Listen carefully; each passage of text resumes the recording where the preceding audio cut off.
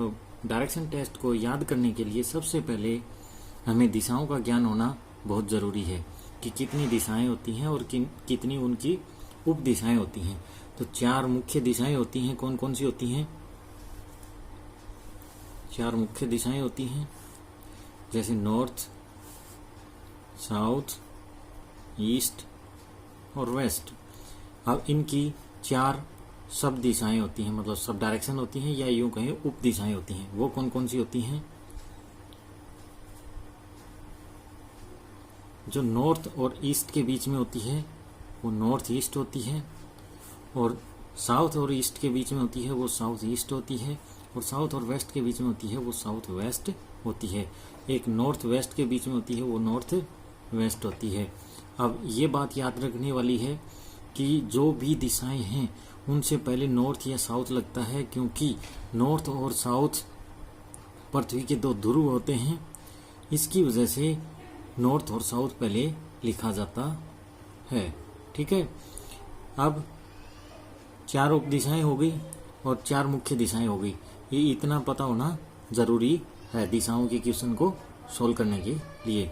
अब इसको हिंदी में भी लिख देते हैं। ये पूर्व होता है, ये उत्तर होता है, और ये दक्षिण दिशा होती है, और ये पश्चिम दिशा होती है, और इसको बोलते हैं उत्तर पूर्व, उत्तर पूर्व, ये दक्षिण पूर्व, और ये दक्षिण पश्चिम, और ये उत्तर पश्चिम। ये दिशाएं हो गई। इनका ज्ञान होना बहुत जरूरी है। चलिए अब हम आगे चलते हैं। इन दिशाओं के साथ साथ हमको एक चीज का और पता होना चाहिए कि दायां और बायां क्या होता है। जैसे ये दिशा है, ठीक है, नॉर्थ, साउथ, ईस्ट और वेस्ट। अब कोई व्यक्ति नॉर्थ से दाईं ओर मुड़ता है, दाईं ओर मुड़ा, या यूं कहीं राइट में मुड़ा, ठीक है, राइट में मुड़ता है। अब इस राइट में मुड़ने वाली इस दिशा को क्या बोलेंगे? दक्षिणावर्त बोलेंगे। क्या बोलेंगे? दक्षिणावर्त, दक्षिणावर्त बोलेंगे। इसको याद रखने का तरीका क्या है? द से दायां और द से दक्षिणावर्त। इस प्रकार से हम इस दिशा को याद कर सकते हैं कि किस दिशा में मुड़ा है। और अगर व्यक्ति उल्टा मुड़ता है, यानी कि लेफ्ट में मुड़ता है, कहाँ मुड़ता है? लेफ्ट में, या यूं कहीं बाईं ओर मुड़ता है, बाईं ओर मुड़ता है, तो वो क्या होगा? वो दिशा होगी वामावर्त।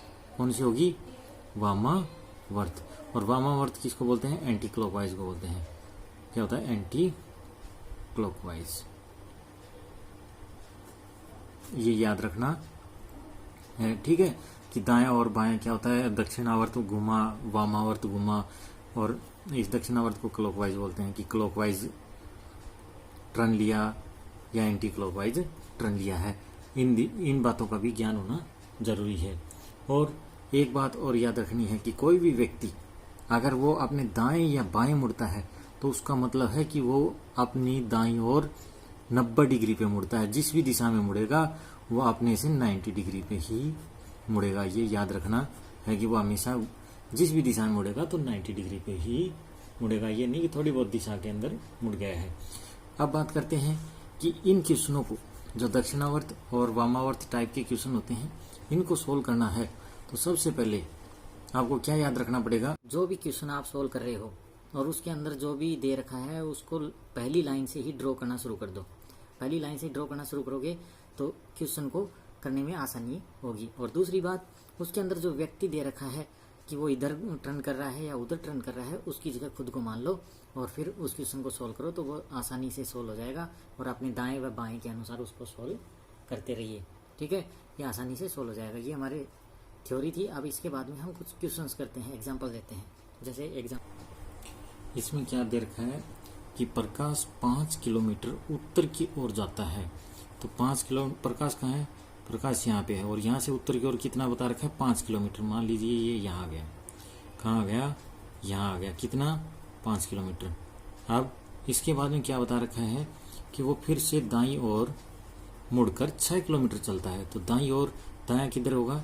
इसके दक्षिणावर्त, यहाँ इधर गया, कितना चला, 5 किलोमीटर, 6, 5 नहीं 6 दे रखा है, 6 किलोमीटर चलता है।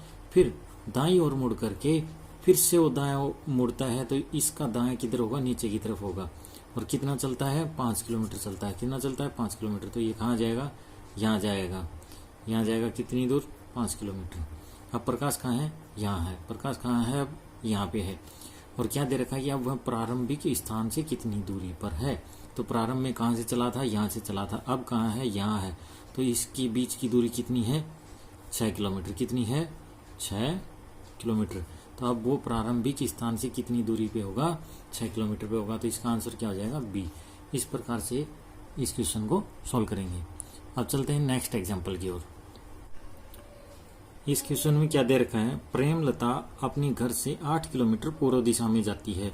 तो 8 किलोमीटर पूर्व दिशा में ले जाइए। प्रेमलता कहाँ है, यहाँ से पूर्व दिशा में जाती है 8 किलोमीटर। ये है पूर्व दिशा, ये आ गई यहाँ पे। कितनी दूर, 8 किलोमीटर आ गई। फिर 8 किलोमीटर आने के बाद में अपने बाईं ओर मुड़ती है। अपनी बाईं ओर मुड़ के 6 किलोमीटर चली जाती है। तो वो बाईं ओर मुड़ी और यहाँ से वो कितनी दूर आ गई, 6 किलोमीटर आ गई।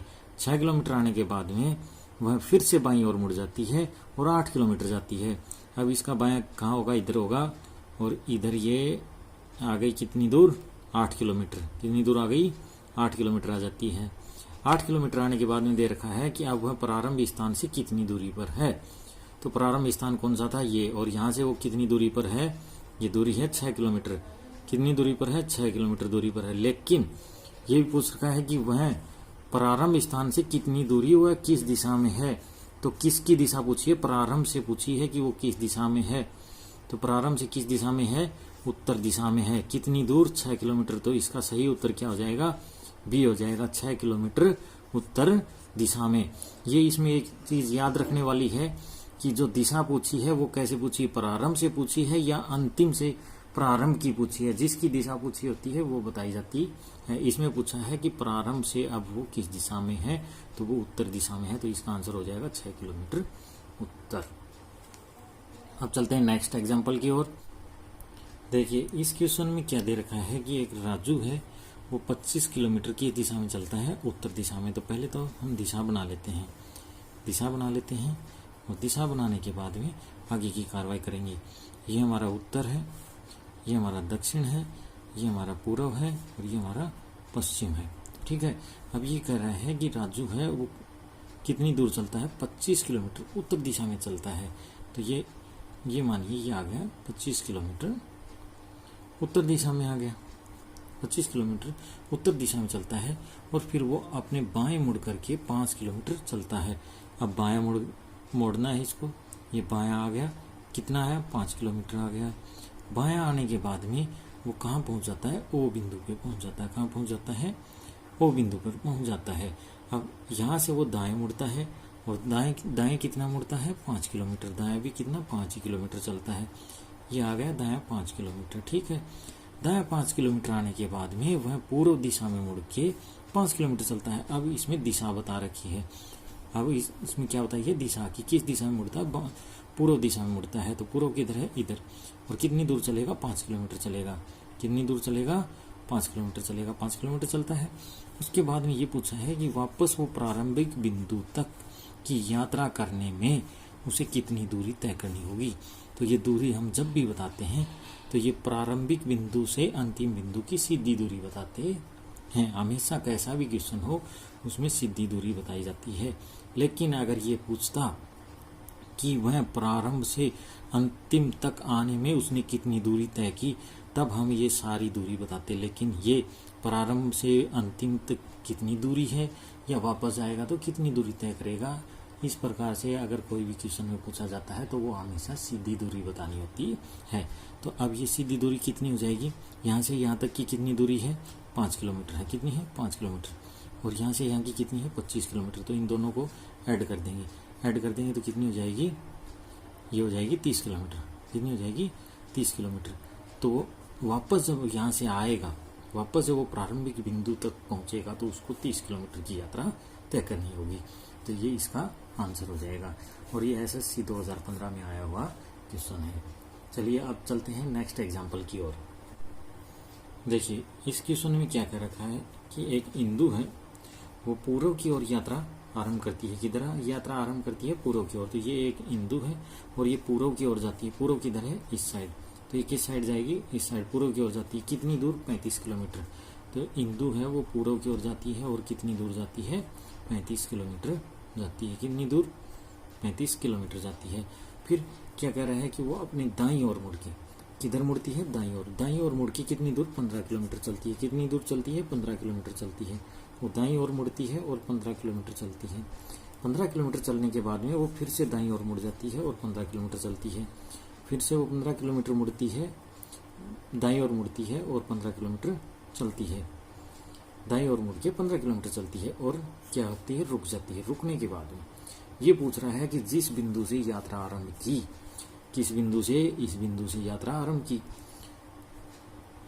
की, उस तक पहुंचने के लिए अब इस बिंदु तक उसको पहुंचना है। कहाँ है वो? अभी यहाँ है। और जहां से उसने स्टार्ट की थी यात्रा, वहां पे पहुंचने के लिए उसको न्यूनतम कितनी दूरी तय करनी पड़ेगी? तो जो न्यूनतम दूरी होती है वो एकदम सीधी दूरी होती है। तो इससे यहाँ तक पहुंचने में उसको इतनी दूरी तय करनी पड़ेगी। कितनी? इतनी तय करनी पड़ेगी। अब इस दूरी को हम कैसे निकालेंगे? तो इसके लिए हम पाइथागोरस थ्योरम काम में लेंगे और उसके लिए हमको ये दूरी पता होनी चाहिए। कौन सी? ये वाली दूरी। तो ये दूरी और ये दूरी दोनों बराबर हैं, तो ये दूरी क्या हो जाएगी? 15 किलोमीटर हो जाएगी। कितनी हो जाएगी? 15 किलोमीटर हो जाएगी। और ऊपर की ओर भी ये 15 है, तो ये भी कितनी होगी? 15 होगी। कितनी होगी? 15 होगी। और ये जो बच गई, तो 35 में से 15 जाएंगे तो ये कितना बचेगा? ये बचेगा 20 किलोमीटर। तो ये दूरी कितनी बचेगी? 20 किलोमीटर बचाएगी। तो हमारे पास आ गई ये दूरी, आ गई 20 किलोमीटर और ये दूरी आ गई 15 किलोमीटर। तो हम इस दूरी को निकाल लेंगे। तो ये सीधी दूरी है, इसको निकालना है। इसके लिए पाइथागोरस थ्योरम होती है, जिसको आप जानते ही होंगे, पाइथागोरस थ्योरम या प्रमेय।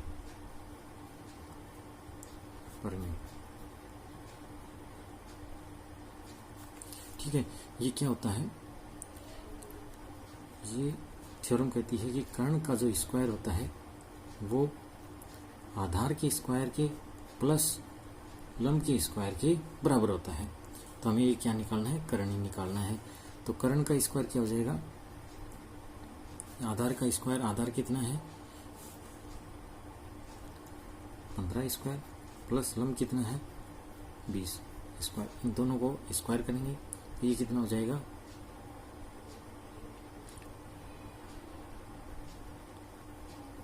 225 और 20 का स्क्वायर कितना होता है? 400। ठीक है। ये होगा, इन दोनों को ऐड करेंगे, ये हो जाएगा 625 कर्ण का स्क्वायर। अब स्क्वायर को हटाएंगे, ये कर्ण बराबर क्या हो जाएगा? रूट 625। और जब हम इसको सोल्व करेंगे तो ये आ जाएगा 25, यानी कि 625 है वो 25 की स्क्वायर होती है। ऐसे ही आसानी से हो जाएगा। तो ये 25 क्या आ गया? कर्ण आ गया। तो ये दूरी कितनी आ गई? 25 किलोमीटर। कितनी आ गई? 25 किलोमीटर। तो हमारा आंसर क्या हो जाएगा? 25 किलोमीटर आंसर हो जाएगा कि उसकी अंतिम बिंदु से प्रारंभिक बिंदु के बीच की न्यूनतम दूरी 25 किलोमीटर है। तो कौन से ऑप्शन में 25 किलोमीटर है? डी में है। तो हमारा सही आंसर क्या हो जाएगा? डी हो जाएगा। चलते हैं नेक्स्ट क्वेश्चन की ओर। इस क्वेश्चन में बताया गया है कि एक आदमी अपने घर से यात्रा शुरू करता है और वो 5 किलोमीटर चलता है। तो एक आदमी अपने घर से चल रहा है, कितनी दूर जा रहा है? 5 किलोमीटर जा रहा है। कितनी दूर? 5 किलोमीटर चलता है। 5 किलोमीटर चलने के बाद में वो 10 किलोमीटर दाईं ओर जाता है। अब वो दाईं ओर मुड़ जाता है और कितनी दूर चला जाता है? 10 किलोमीटर चला जाता है। 10 किलोमीटर जाने के बाद में वह फिर से अपने दाईं ओर मुड़ता है और कितनी दूर आता है? 10 किलोमीटर।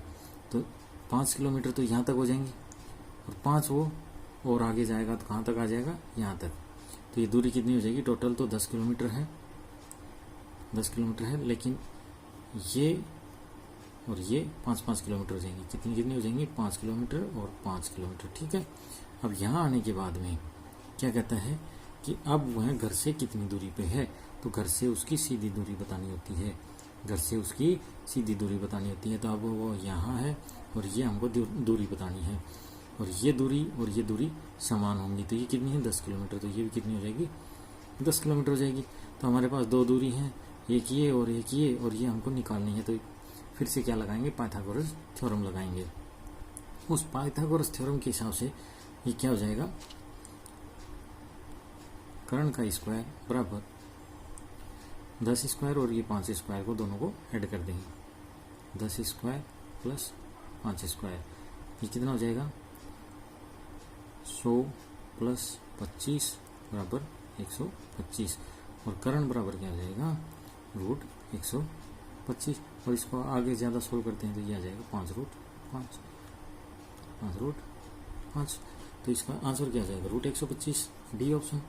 इस प्रकार से हम इस दूरी को ज्ञात कर लेते हैं और इसका आंसर हो जाता है रूट 125। चलते हैं नेक्स्ट क्वेश्चन की ओर। अब देखिए इस क्वेश्चन में क्या कह रखा है कि राजीव है वो उत्तर की ओर मुंह करके खड़ा है, उसका मुंह किस दिशा में है, उत्तर दिशा में है, और वह अपने दाईं ओर घूमकर 10 किलोमीटर चलता है। तो वो दाईं ओर घूमते ही, जैसे ही वो अपनी दाईं ओर घूमता है तो किस दिशा में उसका मुंह हो जाता है, पूर्व दिशा में हो जाता है। उसका मुंह किधर हो जाएगा, पूर्व में हो जाएगा। और कितना चलता है वो, 10 मीटर चलता है। ये मानो यहाँ आ गया, 10 मीटर चल गए। फिर वह बाईं ओर घूमता है और 20 मीटर चलता है। फिर वह माना यहाँ आया और यहाँ आने के बाद में कितना चला है वो, 20 मीटर चला है। फिर वह अपने दाईं ओर घूमता है और 25 मीटर चलता है। अब वो दाईं ओर घूमता है और कितना चलता है, 25 मीटर चलता है। 25 मीटर चलने के बाद में वह फिर से दाईं ओर मुड़ता है और 50 मीटर चलता है। ये दाईं ओर फिर से मुड़ करके अपना दायां मुड़ता है और वो 50 मीटर चलता है। कितना चलता है, 50 मीटर चलता है। ये यहाँ पे 50 मीटर चलता है। अंत में वह दाईं ओर मुड़कर फिर से वह अपनी दाईं ओर मुड़ता है और 40 मीटर चलता है। कितना चलता है, 40 मीटर चलता है। अब वह प्रारंभिक स्थान से किस दिशा में है, तो प्रारंभ में वो कहाँ था, यहाँ था। और इधर से इसकी दिशा बतानी है कि ये दिशा कौन सी है, प्रारंभ से इसकी दिशा कौन सी है। तो ये दिशा कौन सी होती है, ये आप बताएंगे। सीधी सी बात है, कौन सी, दक्षिण पश्चिम है। तो किस दिशा में है, दक्षिण पश्चिम दिशा में है।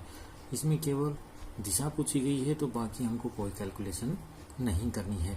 बाकी इसके अंदर हम कोई कैलकुलेशन नहीं करेंगे, सीधा केवल जैसे क्वेश्चन में दिया गया है वैसा करेंगे कि 10 मीटर यहाँ चलता है और 20 मीटर यहाँ चलता है, फिर 25 मीटर यहाँ चलता है। लेकिन ये आप एक चीज़ का जरूर ध्यान रखना, माने ये जो लंबाइयाँ हैं ये थोड़ी ज़्यादा ले ली हैं। आप जितना दिया गया है उसके अनुसार ही रखिएगा कि जैसे 10 मीटर दिया गया है तो थोड़ा कम रखिए, 20 मीटर दिया गया है थोड़ा ज़्यादा रखिए, 25 मीटर 20 मीटर से थोड़ी लंबी लाइन रख लीजिए, जिससे कि आपका आंसर एक्यूरेट आ जाएगा। अब आपको पता होना चाहिए कि 10 मीटर ये है, 25 मीटर ये है, तो ये टोटल ये यहाँ से यहाँ तक की दूरी कितनी हो जाएगी, 35 मीटर होगी। तो 5 मीटर हमको आगे और चलना पड़ेगा। आगे और चलते हैं तो इसी हिसाब से ये यहाँ आ जाएगा और यहाँ आने पर ये दिशा कौन सी हो जाएगी, प्रारंभ से कहाँ है, दक्षिण पश्चिम में हो जाएगा। तो ये दिशा कौन सी हो जाएगी, दक्षिण पश्चिम। और इसका आंसर क्या आ जाएगा, डी आ जाएगा। और ये क्वेश्चन SSC CPO 2016 में आया हुआ है। चलिए चलते हैं नेक्स्ट क्वेश्चन में। नेक्स्ट क्वेश्चन हम लेंगे रेलगाड़ी वाले। कैसे लेंगे, रेलगाड़ी वाले लेंगे। और रेलगाड़ी वाले भी दिशा से रिलेटेड क्वेश्चन होते हैं। चलो जो रेलगाड़ी के क्वेश्चन है वो दिशा से रिलेटेड जो क्वेश्चन पूछे जाते हैं एग्जाम में उनकी ही बात करेंगे। जैसे कि रेल किसी दिशा में चल रही है तो उसका धुआं किस दिशा में जाएगा, या फिर रेल एक प्लेटफॉर्म पे खड़ी है और उसका धुआं फिर किस दिशा में जा रहा है। तो जो प्लेटफॉर्म पे खड़ी होती है उस रेलगाड़ी का धुआं हमेशा जिस साइड हवा जा रही होती है उसी साइड उसका धुआं जाता है। या उनके 1-2 एग्जाम्पल करेंगे, बाकी आपको प्रैक्टिस कर लेना है, ठीक है। चलते हैं रेलगाड़ी से रिलेटेड क्वेश्चन की ओर।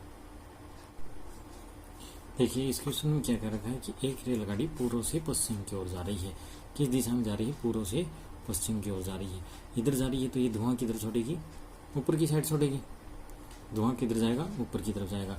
लेकिन साथ में इसने ये कह रखा है कि हवा है वो उत्तर से दक्षिण की ओर चल रही है। जो हवा है उसकी दिशा क्या है, उत्तर से दक्षिण की ओर है। तो हवा क्या करेगी कि इस धुआं को इस साइड ले जाएगी, अपनी तरफ ले जाएगी। तो ये धुआं किधर हो जाएगा, जो ऊपर निकलने वाला धुआं है ये इस दिशा में जाएगा। कहाँ जाएगा, यहाँ जाएगा, उत्तर से दक्षिण की ओर ले जाएगी। ट्रेन जा रही पूर्व से पश्चिम की ओर, तो बताओ उसका धुआं किस दिशा में जाएगा, तो इस दिशा में जाएगा। और ये दिशा कौन सी है, पूर्व, दक्षिण पूर्व। दक्षिण पूर्व, ये मैंने आपको स्टार्टिंग में ही बता दिया था कि उत्तर और दक्षिण दो ध्रुव होते हैं, इसलिए इनको हमेशा सब डायरेक्शन से पहले लिखा जाता है। तो दक्षिण और पूर्व के बीच में दिशा कौन सी होती है? दक्षिण पूर्व होती है। तो धुआं किस दिशा में जाएगा? दक्षिण पूर्व दिशा में जाएगा। इसका आंसर हो जाएगा सी। इस प्रकार से रेलगाड़ी से संबंधित क्वेश्चन आते हैं। हम रेलगाड़ी का एक दो एग्जाम्पल और करेंगे, एक एग्जाम्पल और करते हैं इलेक्ट्रिक ट्रेन से संबंधित। तो चलिए चलते हैं नेक्स्ट एग्जाम्पल की ओर। देखिए इस क्वेश्चन में क्या बता रखा है कि एक इलेक्ट्रिक ट्रेन है, वो पूर्व से पश्चिम की ओर जा रही है। किस दिशा में जा रही है? पूर्व से पश्चिम की ओर जा रही है, तथा हवा दक्षिण से उत्तर की ओर चल रही है। हवा किधर चल रही है? दक्षिण से उत्तर की ओर चल रही है। दक्षिण से उत्तर की ओर चल रही है। तो ये पूछा, तो बताइए ट्रेन का धुआं किस दिशा में जाएगा?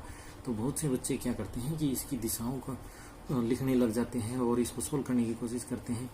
तो महान विद्वानों, इसमें एक चीज याद रखने वाली है कि ये ट्रेन कौन सी है? ये इलेक्ट्रिक ट्रेन बता रखी है। अगर यहाँ स्पेसिफाई नहीं कर रखा होता है कि इलेक्ट्रिक है, केवल ट्रेन दे रखा होता, तो हम धुआं को कंसीडर करते, जबकि यहाँ तो साफ साफ लिखा हुआ है कि ये इलेक्ट्रिक ट्रेन है। तो ये बताइए कभी इलेक्ट्रिक ट्रेन धुआं देती है क्या? तो इस क्वेश्चन का आंसर क्या हो जाएगा? डी हो जाएगा कि किसी भी दिशा में धुआं नहीं जाएगा, क्योंकि इलेक्ट्रिक ट्रेन कभी भी धुआं नहीं देती है। चलिए चलते हैं नेक्स्ट क्वेश्चन की ओर। नेक्स्ट क्वेश्चन हम लेंगे परछाई वाला। परछाई वाला मतलब सन किस दिशा में उगता है? हमेशा पूर्व दिशा में, ठीक है। तो जो भी ऑब्जेक्ट होगा उसकी परछाई किस दिशा में होगी? पश्चिम दिशा में होगी। यानी कि जिधर से सूरज की रोशनी आ रही है उसके अपोजिट साइड में परछाई होगी। और एक दूसरी बात, हमेशा रीजनिंग के अंदर जो लाइट का सोर्स मानते हैं वो सन को ही मानते हैं। हाँ, अगर क्वेश्चन में दे रखा है कि टॉर्च की रोशनी आ रही है और किस दिशा से आ रही है तो बात अलग है। लेकिन अगर ये दे रखा है कि कोई व्यक्ति खड़ा है और उसकी परछाई इस दिशा में है या उस दिशा में है, तो वो केवल और केवल सन की वजह से मानी जाती है। और सन का हमेशा डायरेक्शन याद रहना चाहिए कि कब का बता रखा है। सुबह बता रखा है, मॉर्निंग दे रखा है तो सन होगा पूर्व में, इवनिंग दे रखा है तो होगा पश्चिम में। और अगर नून दे रखा है, साफ साफ लिख रखा है क्वेश्चन में कि एट नून, तो नून के अंदर सेंटर पे होगा, तब उस ऑब्जेक्ट की कोई भी परछाई नहीं होगी। इस प्रकार से ये परछाई वाले क्वेश्चंस भी याद रखने वाले हैं। तो इनमें से परछाई वाले क्वेश्चनों के एक या दो एग्जाम्पल करते हैं। चलिए चलते हैं नेक्स्ट एग्जाम्पल की ओर। देखिए ये घड़ी से रिलेटेड क्वेश्चन है। इस क्वेश्चन में क्या दे रखा है कि 7:30 बजा हुआ दिखा रही है, कोई घड़ी है, ठीक है। तो उसके अंदर 7:30 बजे हुए हैं। 7:30 कैसे बजेंगे? पहले तो टाइमिंग डिनोट कर लीजिए। 12, 1, 2, 3, 4, 5, 6, 7 या 8 या 9, 10, 11 और 12, ठीक है। टाइम दे रखा 7:30, यानी कि घंटे की सुई है वो कहाँ होगी? 7 पे होगी। घंटे की सुई 7 पे, और मिनट की सुई कहाँ? 30 पे, यानी कि 6 पे। ये 7:30 बज गए। अब यदि मिनट की सुई पश्चिम दिशा को बता रही है, ये मिनट की सुई है और ये दिशा कौन सी है? पश्चिम है। कौन सी दिशा बता रही है? अगर ये दिशा पश्चिम बता रही है तो पश्चिम की इस साइड क्या होगा? पूर्व होगा, ठीक है। और इसके हमेशा इस साइड क्या होता है? उत्तर होता है। और यहाँ क्या होगा? फिर दक्षिण होगा। यानी पूर्व के बाईं ओर उत्तर होता है और पूर्व के दाईं ओर दक्षिण होता है। ये याद रखने वाली बात है, ठीक है। तो अब ये बता रहा है पश्चिम। अब बात करनी है कि घंटे की जो सुई है वो किस दिशा को बताएगी। तो घंटे की सुई किस दिशा को बता रही है? उत्तर पश्चिम को। किसको बता रही है? उत्तर पश्चिम को बता रही है। ये दिशा कौन सी हो जाएगी? उत्तर पश्चिम हो जाएगी। ये दिशा कौन सी होगी? उत्तर और पश्चिम हो जाएगी। कौन सी हो जाएगी? उत्तर पश्चिम हो जाएगी। तो ये किस में है? सी ऑप्शन में है। तो इस क्वेश्चन का आंसर क्या हो जाएगा? उत्तर पश्चिम हो जाएगा। इस प्रकार से इन क्वेश्चन को कर सकते हैं। और ये घड़ी वाला क्वेश्चन तो इसको दिमाग में सोच के भी बिना ऐसे लिखे भी कर सकते हैं, ऐसी कोई बात नहीं है। लेकिन वो सब प्रैक्टिस से आएगा। जितनी ज़्यादा क्वेश्चन में प्रैक्टिस करोगे तो बहुत सारे क्वेश्चन हैं, अब वो आप केवल बिना सोल्व के ही कर सकते हो, ठीक है। चलिए चलते हैं नेक्स्ट क्वेश्चन की ओर। नेक्स्ट क्वेश्चन हम एंगल वाला लेंगे कि व्यक्ति कितने एंगल पे मुड़ता है। अभी तक तो हमने बाएं दाएं पढ़ा था, लेकिन अब आगे वाला जो क्वेश्चन हम लेने जा रहे हैं वो है एंगल वाला, कि वो 45 डिग्री पे टर्न करता है या 90 डिग्री पे टर्न करता है, फिर वो 135 डिग्री पे टर्न कर जाता है, ऐसे टर्न करने वाला। और फिर उसके बाद में वो लास्ट में जब होता है तो वो प्रारंभ से कितने एंगल पे होता है और किस दिशा में होता है, इस प्रकार का क्वेश्चन पूछा जाता है। तो वो एक एग्जाम्पल लेने वाले हैं, फिर हमारा ये डायरेक्शन टेस्ट चैप्टर कंप्लीट हो जाएगा। चलिए चलते हैं तो नेक्स्ट एग्जाम्पल की ओर। कि राम है वो पूर्व की ओर मुख करके खड़ा है और वह बाईं ओर 45 डिग्री, फिर दाईं ओर 135 डिग्री। तो इस प्रकार से एंगल दे रखा है। तो इस प्रकार के क्वेश्चन को करने के दो तरीके होते हैं। एक तो ऐसे उत्तर दक्षिण ये दिशाएं लिख करके और जिस साइड वो जितना एंगल घूम रहा है उतना लिख करके सोल्व कर सकते हैं। दूसरा तरीका होता है, एक ट्रिक होती है। ट्रिक में क्या होता है कि दायां एंगल एक साइड ऐड कर लेते हैं और बायां एंगल एक साइड ऐड कर लेते हैं, और जो एंगल सबसे ज़्यादा होता है उसमें से कम वाले को घटा देते हैं और ज़्यादा वाले की तरफ ही उस व्यक्ति का मुख घुमा देते हैं, तो हमारा आंसर आ जाता है। तो हम दोनों की बात करेंगे, ट्रिक की भी करेंगे और नॉर्मल मेथड की भी करेंगे। तो जो नॉर्मल मेथड है उसके अनुसार कैसे करते हैं पहले वो देखते हैं। देखिए, राम है वो पूर्व की ओर मुख करके खड़ा है, पूर्व की ओर मुख करके खड़ा है, तो किधर मुख है उसका, इधर है, ठीक है। राम इधर मुख करके खड़ा है और वह बाईं ओर 45 डिग्री पे घूमता है। तो 45 डिग्री पे किधर, बाईं ओर, किधर घूमता है, बाईं ओर घूमता है 45 डिग्री पे। तो 45 डिग्री किधर होगी, यहाँ होगी। तो मान लीजिए यहाँ घूम गए, 45 डिग्री पे घूम गए। फिर कह रहा है कि दाईं ओर 135 डिग्री पे घूमता है। तो अब वो यहाँ आ गया। अब इसकी पोजीशन ये नहीं है, 45 डिग्री घूमने के बाद उसकी पोजीशन ये होगी, और यहाँ से वो दाईं ओर घूमता है कितना, 135 डिग्री। तो 135 डिग्री कितना हो जाएगा, 135 डिग्री इधर आएगा, इधर आएगा, ठीक है। 45 डिग्री तो ये हो गया, और फिर 90 डिग्री और यहाँ हो जाएगा, यहाँ हो जाएगा। तो ये कितना हो जाएगा, 135 डिग्री। दाईं ओर 135 डिग्री आ गया। फिर ये कह रहा है बाईं ओर 225 डिग्री के कोण पे। अब वो फिर बाएं जाता है, और बायां कितना जाता है, 225 जाता है। तो 135 तो बाईं ओर ये हो जाएगा, 135 चलेगा तब तो यहाँ जाएगा, और 135 चलने के बाद में 45 चलता है, तो ये कितना हो जाएगा, 180। यहाँ पे आएगा तो 180 हो जाएगा, और यहाँ से भी आगे चलेगा कितना, 45, तो 225 डिग्री हो जाएगा। तो ये यहाँ से चल के बाईं ओर, और ये यहाँ आ जाएगा, यहाँ आ जाएगा। तो ये टोटल कितना हो जाएगा, ये हो जाएगा 225 डिग्री। अब उस राम का मुख किधर है, इधर है। तो अब ये पूछ रहा है कि अंत में वो दाईं ओर मुड़ता है। क्या पूछा है लास्ट में, कि अंत में दाईं ओर, ये भी ध्यान में रखने वाली बात है। दाईं ओर मुड़ता है, लेकिन इसमें एंगल नहीं दे रखा, और जब एंगल नहीं दे रखा है और केवल ये बता रखा है दायां या बायां मुड़ता है, तो वो 90 डिग्री के एंगल पे मुड़ता है। अब ये कहाँ है, यहाँ है। इधर से वो कहाँ मुड़ रहा है, दायां मुड़ रहा है। दायां मुड़ेगा तो 90 डिग्री के एंगल पे मुड़ेगा, तो 90 डिग्री कहाँ हो जाएगा, यहाँ हो जाएगा। 90 डिग्री यहाँ बनेगा, यानी कि शुरुआत में जब वो 45 डिग्री टर्न किया था, तब जिस दिशा में उसका मुख था उसी दिशा में अंत में होगा। तो बताइए कि अब उसका मुख किस दिशा में होगा। तो ये दिशा कौन सी है, उत्तर पूर्व। कौन सी दिशा है, ये उत्तर पूर्व है। तो इसका सही आंसर क्या हो जाएगा, उत्तर पूर्व हो जाएगा। एक तो हमने इसको इस प्रकार से सोल्व कर लिया है। अब हम इसको ट्रिक से सोल्व करते हैं। कैसे सोल्व करते हैं, ट्रिक से सोल्व करते हैं। तो ट्रिक से कैसे सोल्व करेंगे, ट्रिक होती है कि दायां एक साइड जोड़ लेंगे, दायां एक साइड और बायां एक साइड।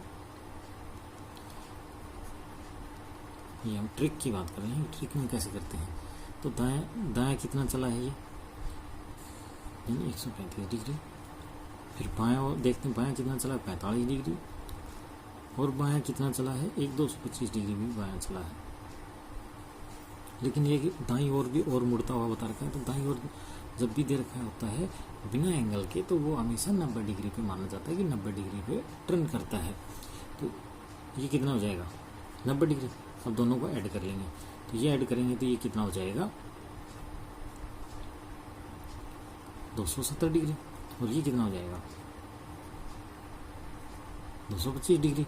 अब ज़्यादा कौन सा है, बायां वाला, और ये कम है, तो बाएं में से दाएं वाले को घटा देंगे। घटा दिया, कितना आ जाएगा,